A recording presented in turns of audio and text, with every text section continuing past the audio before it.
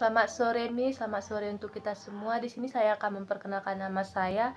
Nama saya ini Anggriani Simanung Khalid, NPM saya 210 228, Prodi Bahasa Indonesia.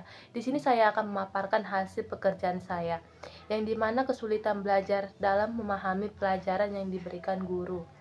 Apa yang dimaksud dengan kesulitan memahami pelajaran? Kesulitan belajar merupakan suatu kondisi di mana peserta didik tidak dapat belajar dengan baik disebabkan karena adanya gangguan baik berasal dari internal siswanya. Mengapa? Mengapa siswa sulit memahami pelajaran? Karena kurangnya konsentrasi, kondisi tubuh, dan mengantuk. Bisa juga gara-gara tidak paham, itu seperti guru menerangkan kepada muridnya kurang jelas, maka muridnya tidak paham. Bagaimana cara agar memahami pelajaran? Satu, membuat catatan. Mengapa kita harus membuat catatan? Karena itu supaya kita bisa memahami dan mengerti. Dua, perbanyak membaca buku. Kenapa kita disuruh membaca buku? Karena di sinilah paling penting memperbanyak baca buku supaya lebih paham.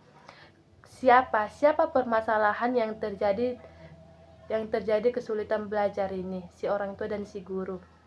Karena kalau si orang tua mengalami keributan di rumah, pasti si anak mengalami kesulitan belajar.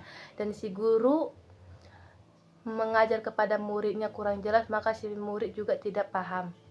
Di mana kita bisa membuat siswa memahami pelajaran? Satu, kita harus memahami siswa dalam materi yang dia berikan. Kedua, kita harus membuat hal yang baru supaya bisa dipahami dan dimengerti. Ketiga, kita harus mengasih peluang kepada murid. Kapan seseorang peserta didik dapat dikatakan telah benar-benar belajar selama proses pembelajaran berlangsung? Peserta didik dapat dikatakan benar-benar belajar selama proses pembelajaran apabila terjadi perubahan di dalam diri peserta didik tersebut. Sekian dan terima kasih.